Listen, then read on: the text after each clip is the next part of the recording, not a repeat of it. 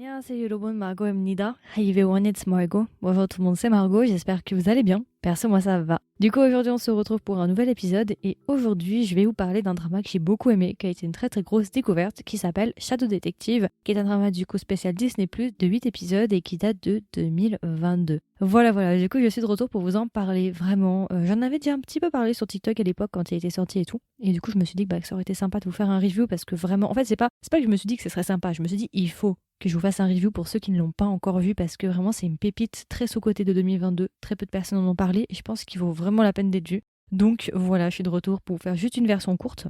Alors du coup, juste avant qu'on commence, peut-être les personnages, quels sont les personnages qui sont dans le drama? Vous avez Lee Sang-min. Lee Sang-min, si vous le connaissez pas, il a fait énormément de drama et de films, hein, c'est un vétéran. Hein. Là, au moment où j'enregistre, il est en train de jouer dans Reborn Rich. Aussi, si vous le connaissez, il a aussi joué dans Juvenile Justice. Mais oui, c'est lui, effectivement. C'est le juge au début du drama.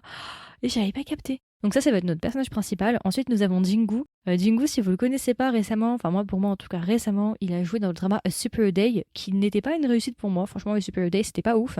Mais là, je peux vous dire que ça a remonté clairement le niveau. Donc voilà, il a aussi joué dans Legal High, Mr. Sunshine, Entourage, Descendant of the Sun. Oui, c'est vrai. C'est vrai. Bref, il a fait beaucoup de drama, pareil. C'est un acteur assez connu, hein, on le connaît, Jingu. Et voilà, ça va être nos deux acteurs principaux. Je vais pas vous donner les autres, mais vous les connaissez de toute façon, vous inquiétez pas. Je pense que quand vous verrez leur tête, vous vous direz ah mais oui, je le connais, je la connais et tout.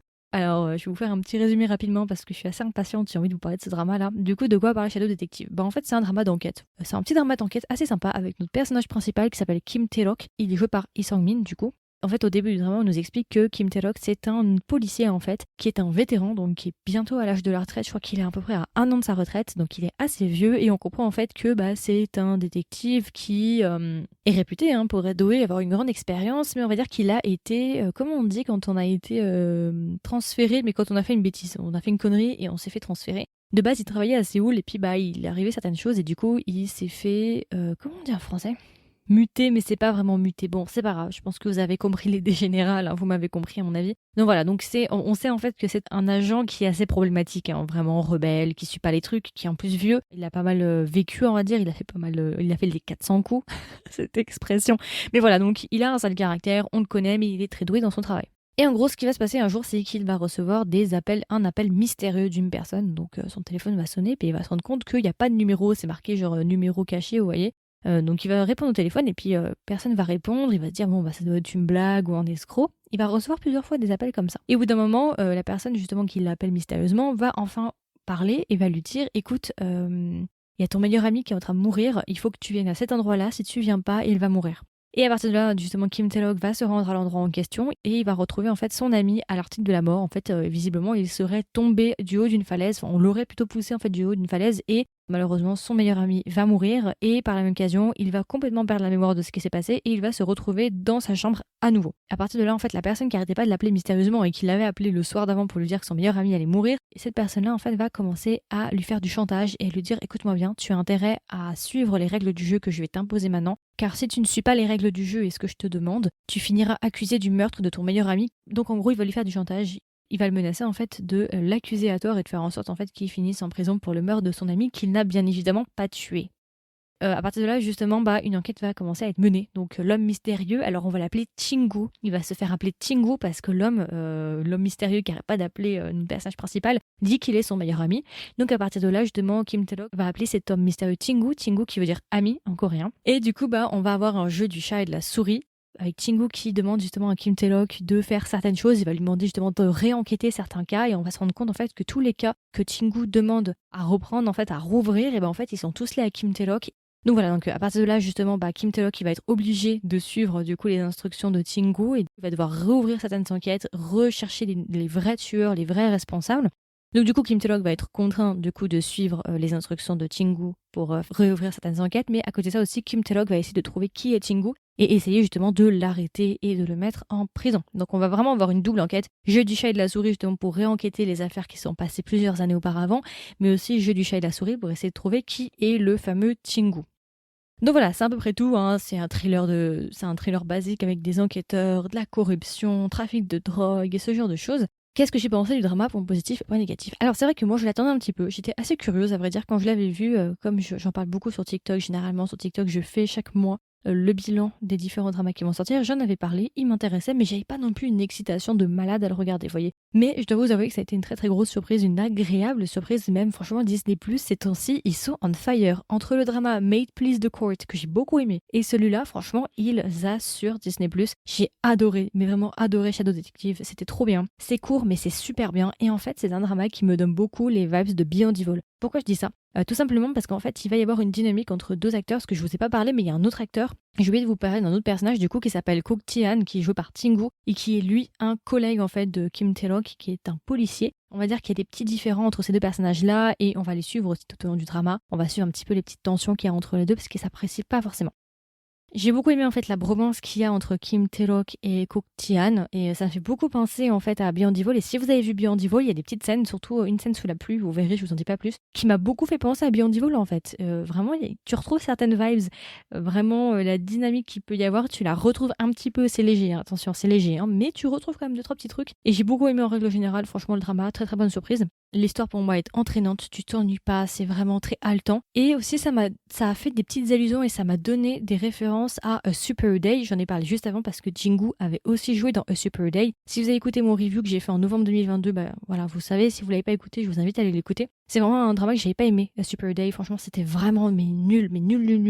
Et en fait, bah déjà premièrement, je préfère largement Shadow Detective à Super Day. J'ai beaucoup plus apprécié Jingu dans Shadow Detective que dans A Super Day. Mais aussi, le drama a beaucoup de références à A Super Day. Pourtant, il n'y a aucun rapport, j'ai vérifié, c'est pas la même personne, c'est pas le même réalisateur, c'est pas la même scénariste, il n'y a rien de commun, mais il y a des références directes qui sont faites à Super Day. D'ailleurs, j'ai fait une vidéo sur TikTok, je vous invite à aller voir pour ceux qui ont vu le drama.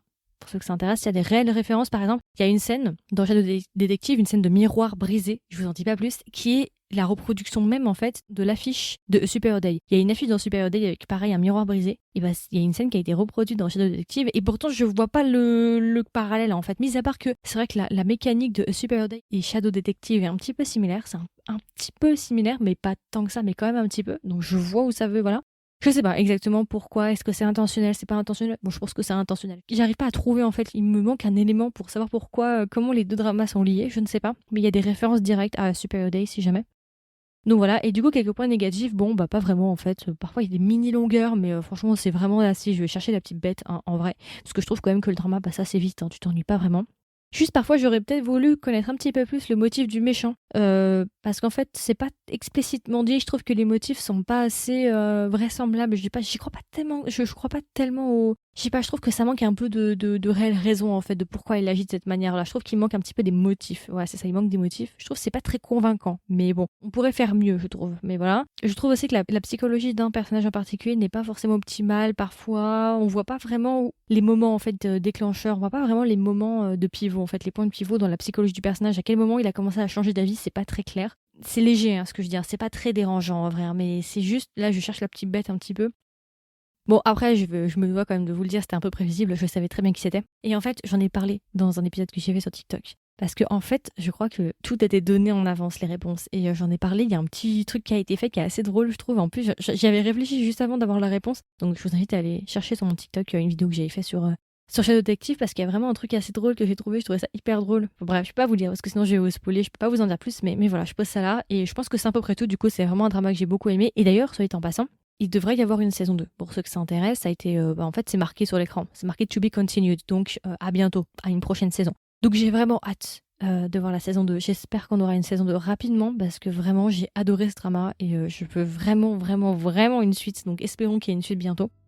Et du coup, alors, si je devais recommander le drama à un ami ou une amie, qu'est-ce que je lui dirais? Et est-ce que même je recommanderais le drama? Bien sûr, je le recommande. C'est vraiment un thriller sous-coté. Franchement, au drama d'enquête slash thriller, comme vous voulez. Vraiment sous-coté, très peu de personnes en ont parlé. Ça n'a pas non plus été une explosion, une révélation. Et je trouve ça dommage parce que vraiment, c'est un petit thriller de qualité. De la même qualité, par exemple, que One Ordinary Day. Enfin, du coup, One Ordinary Day, il est sorti en 2021. Mais par contre, par exemple, Charmy Mansion, Rose Mansion, pareil, c'est ces petits thrillers-là très sous-coté dont on n'entend pas vraiment parler, mais qui sont vraiment de très très bonne qualité. Donc oui, je vous le recommande. Foncez si vous ne l'avez pas encore vu. Et ensuite, c'est franchement une grosse révélation pour moi avec Jingu, parce que c'est vrai que Jingu, je l'avais pas spécialement apprécié dans A Super Day, parce que j'avais pas aimé le drama qui était vraiment de mauvaise qualité. Et là, franchement, c'était une grosse révélation. J'ai adoré son personnage. Franchement, je me suis grave attachée au personnage de Jingu, donc qui est Kook Ti-han. J'ai adoré. Bref, j'ai adoré tout le monde en fait. Donc voilà, vraiment très très bon drama. Ça a excédé mes attentes. clairement. Et du coup, alors si je devais donner une note à Shadow Detective, combien est-ce que je lui mettrais? Je lui mettrais 17 sur 20. Voilà, c'est un très très bon drama. Franchement, Disney+, vous assurez, là, je sais pas ce qui se passe, mais vous êtes à fond, hein. Vous étiez mal parti avec Snowdrop, vous partiez très très mal avec Snowdrop. Mais là, je vois une nette amélioration du côté de Disney+. Franchement, là, en l'espace de 2 mois, on a eu 2 très très bons dramas, plus les autres qui arrivent, Casino, que je n'ai pas encore vu et tout au moment où j'enregistre. Mais oh, j'ai trop hâte. Franchement, j'ai vraiment hâte. Ils assurent, donc j'ai hâte de voir la suite. J'espère qu'il y aura vraiment une saison 2. J'espère sincèrement, parce que j'ai trop aimé. Donc voilà, je pense que c'est à peu près tout, hein. Je pense que j'ai fait le tour. Je vous le recommande si vous l'avez pas encore vu. N'hésitez pas à le regarder. Si vous l'avez vu, n'hésitez pas à me donner vos retours. Il y aura une section commentaires. Vous avez juste à swiper vers le haut si vous écoutez l'épisode sur Spotify. N'hésitez pas à me dire ce que vous en avez pensé ou bien à venir me voir en DM sur Instagram, me dire un petit peu votre avis sur le drama si vous l'avez vu, parce que franchement, je l'ai trop kiffé. Vraiment, grosse découverte, grosse pépite de 2022. Donc voilà, écoutez, je vous souhaite une agréable journée ou une agréable soirée et je vous dis à la prochaine pour un nouvel épisode. Bye bye!